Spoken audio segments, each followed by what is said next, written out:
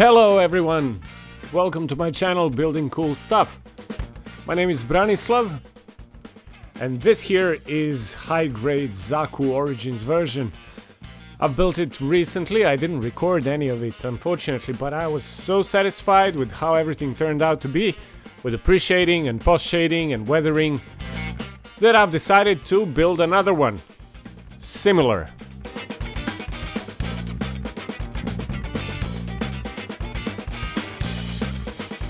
I'll let you enjoy the look of this for a while.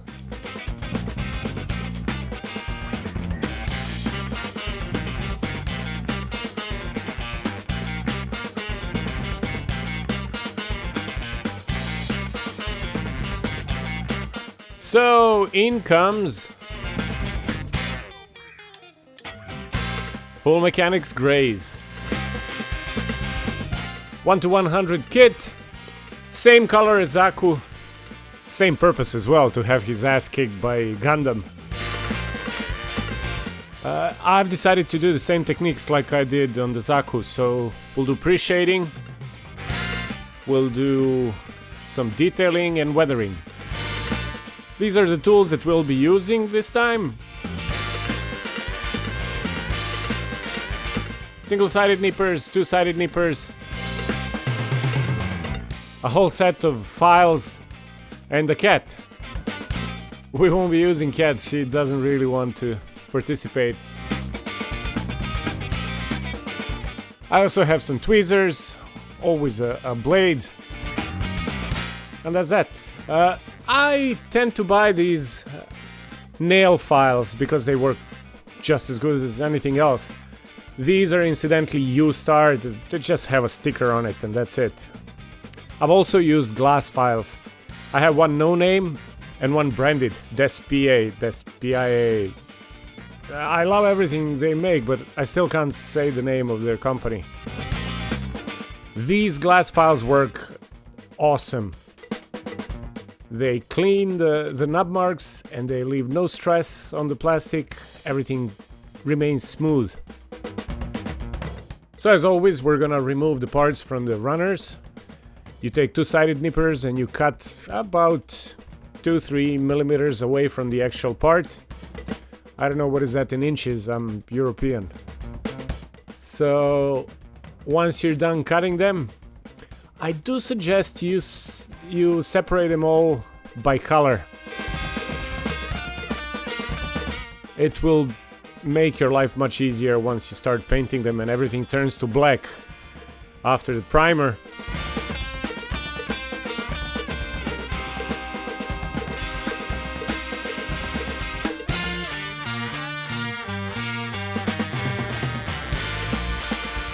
I use this opportunity to say one big thanks to my friends from Bullet For A Badman. That's the band we're listening to. I love their music. I hope you like them too, and you can follow the link in the description of the video.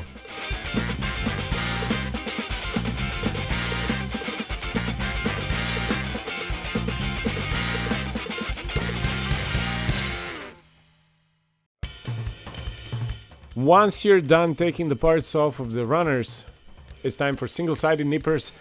They're more precise, they're sharper, and they let you reduce the nub marks to a minimum. Again, you leave kind of half a millimeter.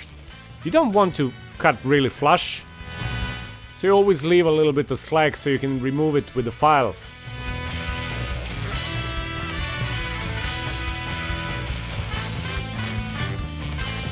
Just take it easy, enjoy the process, play some music or YouTube videos or whatever, and just go with it.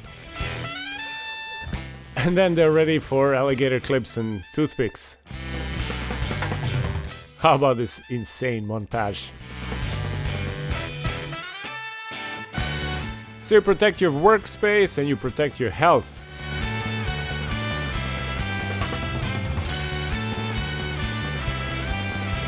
I ran out of primer, so for black primer I'm using Mr. Hobby Black 1500 grid. I always use that. And this is how I dilute it. I take 40 milliliters of primer, that's how much is in this little jar, and I mix it with 60 milliliters of thinner.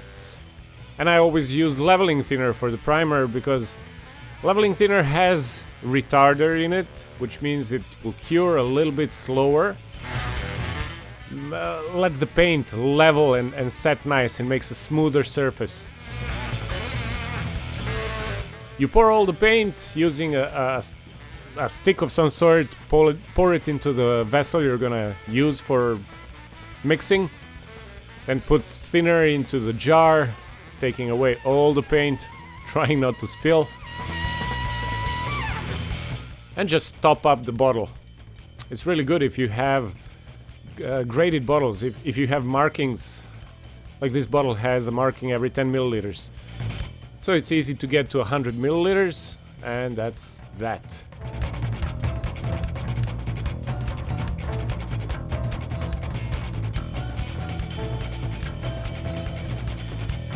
You shake it well, and you're ready to paint.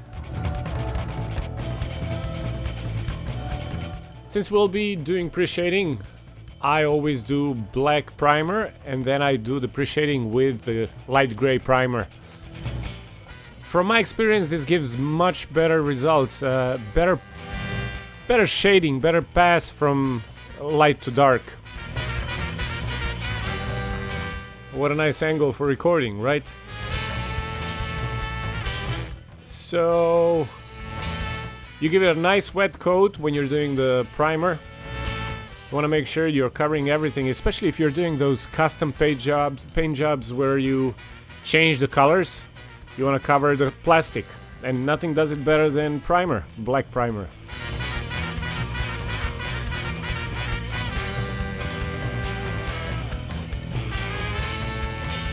I don't know about you guys, but when I start doing paints, especially with Gundams, you paint large batches of parts. So it's easy to lose like hour to 3 hours. All you need is enough alligator clips.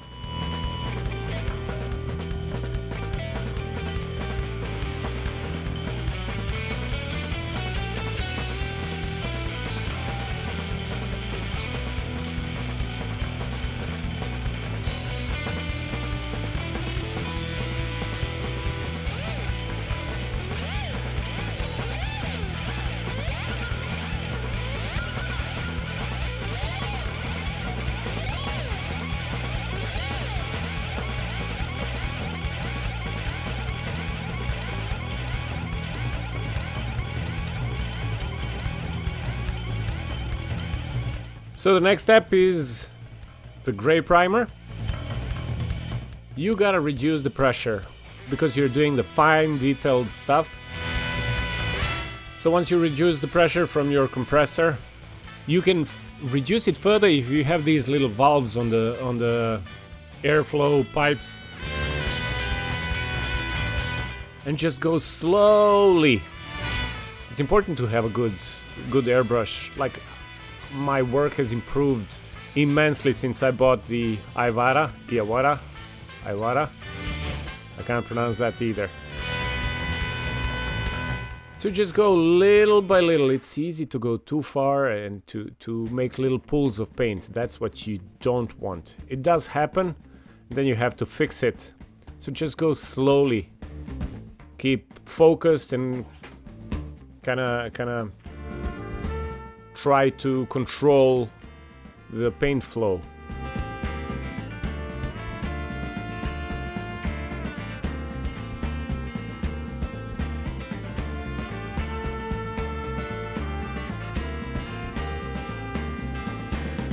Just go with the detailing, leaving dark on those areas that you want, like the corners, the edges.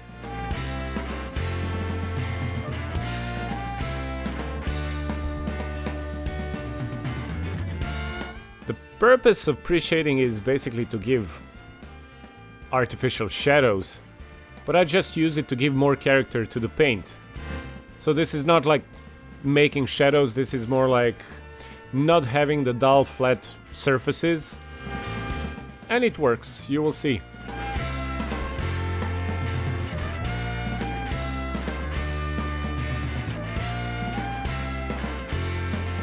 This is what I got. For the inner frame, I've used acrylic, but before that, yeah, there are a couple of detailing to do. This Graze kit has a couple of yellow parts. Also, I've used chrome silver for the hydraulics that are on the side of the torso, and also for the vernier thrusters. I did glossy black, that's not recorded unfortunately. Glossy black on these, and then on top of that I've used the chrome paint.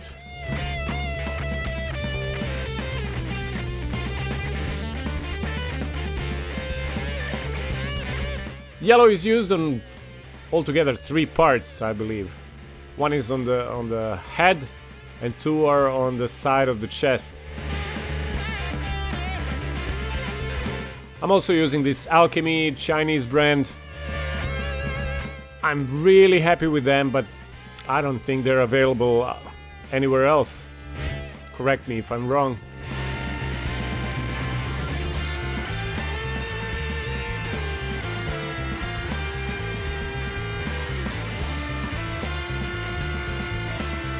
There are a little bit of white details too.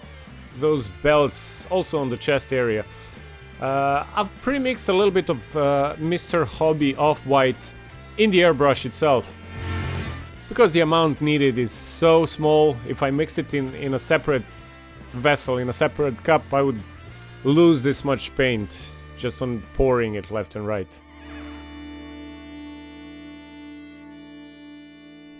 And it's not that I cannot buy another off-white paint, it's just I won't have it when I need it. So now it's time for the green. There are 2 shades of green here, and these are Tamiya. I've decided to try Tamiya. I usually paint Mr. Hobby paints, but I've decided to use Tamiya as well, just to see which one covers better when you're doing pre-shade. And I'll tell you right away, I'm happier with Mr. Hobby. Maybe I didn't dilute it well enough, but it seems to me that Tamiya paints will cover the pre-shade much easier. 1 too many layers and your pre-shade work is done, remains underneath. Still, the paints are rich, they're good. I guess I just need more experience with it.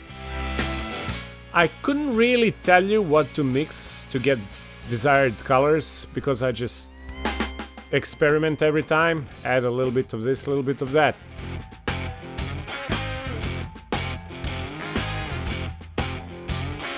Just keep mixing until you get what you need.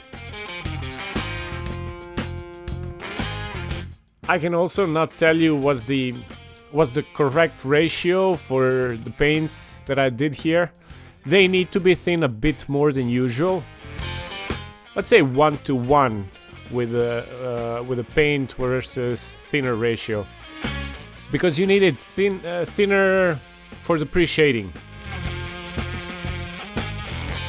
Finally, the painting process. Also reduce the pressure, very important, because you want to do thin layers. You don't want to just overspray your pre-shading work.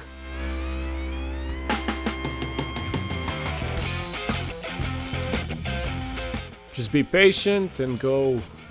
Always move your airbrush. You know, this is not a tutorial on how to spray, but like keep it in motion all the time and just go slowly.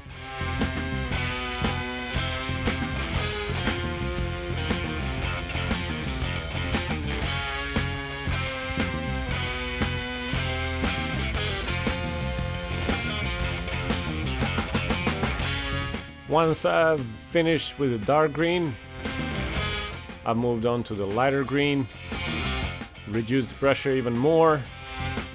Now the lighter green is, like I said, Mr. Hobby. It was more familiar ground, but still I messed up a couple of parts.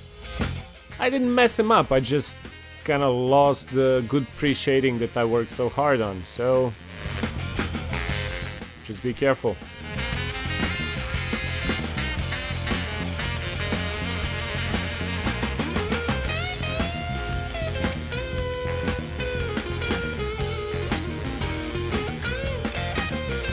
For the weapons, I've used Mr. Hobby Dark Iron. So I've thinned it 1:1. It's a really nice paint, it always paints easily. It's just real headache to clean it out of the airbrush because these pigments are so stubborn. Also, one more interesting thing about these pigments on Dark Iron particularly, when you're done painting, these pigments kind of flow to the surface and it cures like that. So you can just go with fingers over the edges and it gives this slight weathering effect on it. Not bad at all. Now for the inner frame, I use my favorite Vallejo gunmetal. I've been using it for a long time. I just do a gunmetal and then dry brush with silver or chrome. Gives nice results. It gives the aesthetic of that old, used up metal.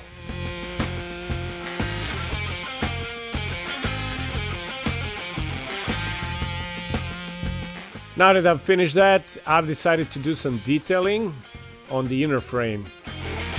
So you need masking tape, some toothpicks, some skewer sticks, wooden preferably, tweezers, and a good blade. You take a nice sharp blade and just start covering the parts that you don't want to be painted with the second color with the masking tape. Everything else you can use your blade to cut off and you know, make little details, just masking out everything. I'll say it again, this is a pretty straightforward process and it's very satisfying. I was unable to find those knives, X-Acto blades with the rotating blade. Probably don't know how to look for it here in Chinese. I don't have any experience with it, but I think it would be really good for cutting the round holes. And for these details I've used also Alchemy, this Chinese brand paint, and the name of the paint translates to something ash, skeleton, gray, something. I don't know.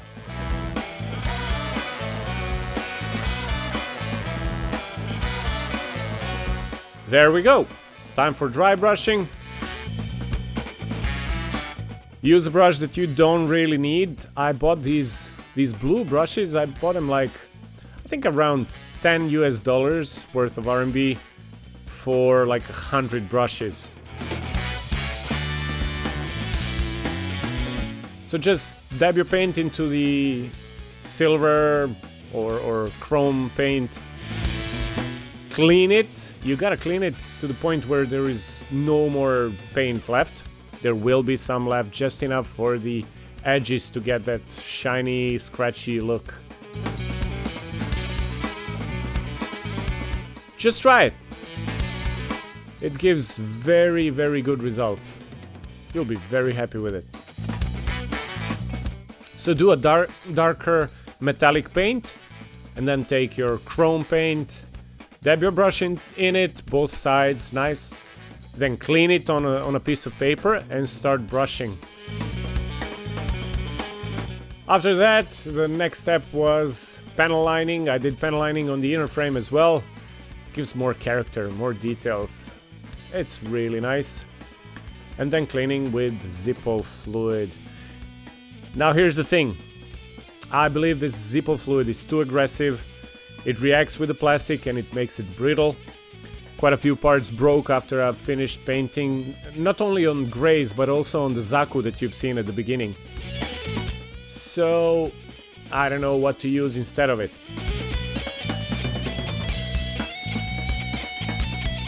You do all the detailing, all the painting, and it's time to assemble.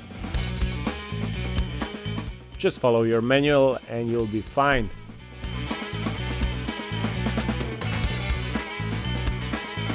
Don't forget to clean the joints from all the painting.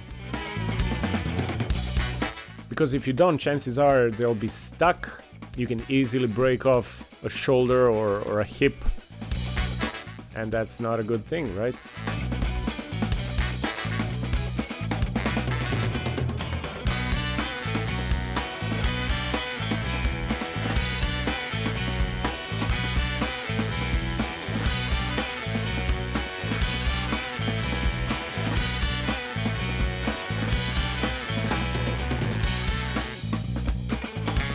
Tell me guys, how cool is this music?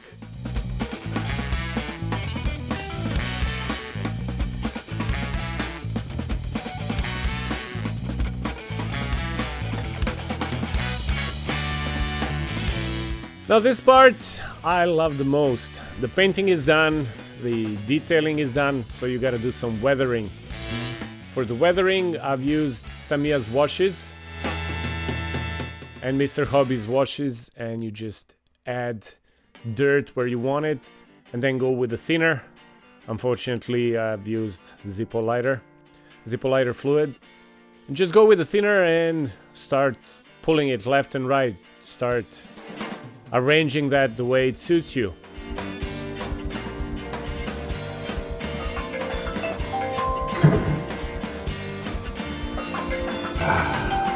Yeah.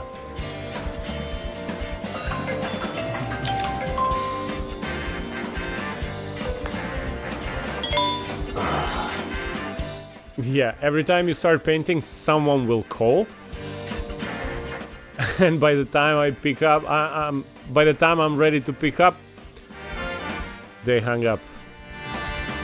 It usually happens when I start recording the voiceover, or when I prepare the paint versus thinner ratio, get my brushes ready, and then someone calls.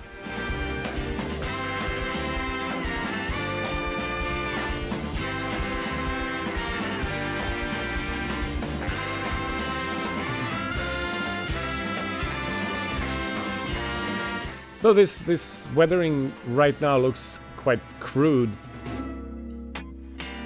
the thinner and the brush will make it look nicer and smoother, like that leaking dirt.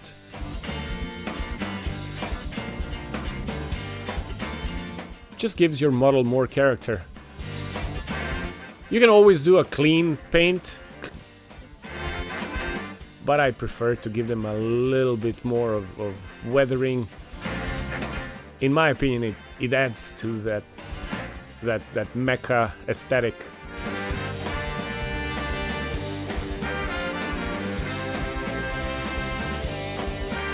Plus, now I'm thinking about it, I do it because I love it. It's just really satisfying. So whatever makes you feel good, you do it. It's your model.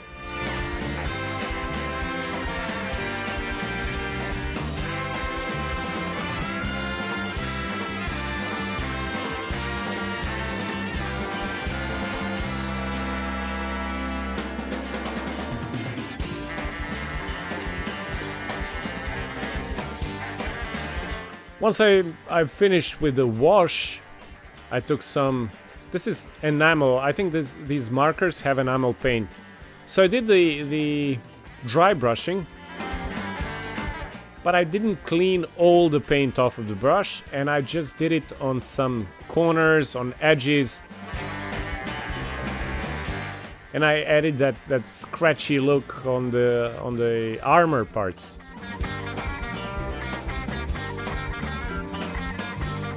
And then it was all done. Assembled, painted, ready for a photo shoot, I guess. I wish I had some stickers to put on, but this time no water slides. I gotta tell you, I really enjoyed this kit. If you're into that mecha look, this is the kit for you, really. The aesthetics are so awesome, the proportions are great.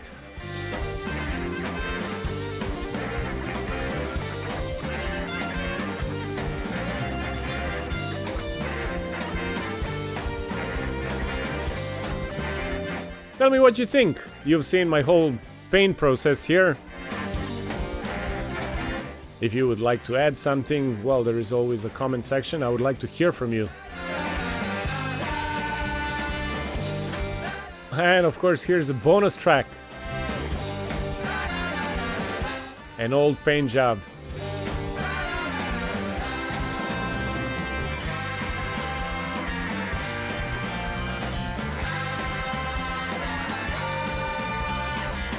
Right after this, the poor Rex lost a leg. His hip joint broke. But that's for another time. Guys, thanks for watching. This is it. I hope you liked the video. If you do, click that like button.